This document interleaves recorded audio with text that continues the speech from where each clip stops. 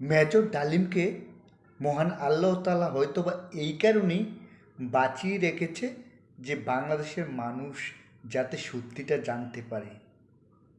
৩ লক্ষ মানুষ শহীদ হয়েছে, ওই জায়গায় ৩০ লক্ষ মানুষের কথা বলা হয়েছে। একবার চিন্তা করে দেখেছেন, যেখানে ২ জন নারী দূষিত হয়েছে সেখানে ২ লক্ষ নারীর কথা বলা হয়েছে, কতটুকু মিথ্যা কথা। যেখানে বারবার বলা হয়েছিল যে শেখ মুজিবুর রহমান স্বাধীনতার ঘোষক, কিন্তু এটা কতটা মিথ্যাভাবে প্রচার করেছে।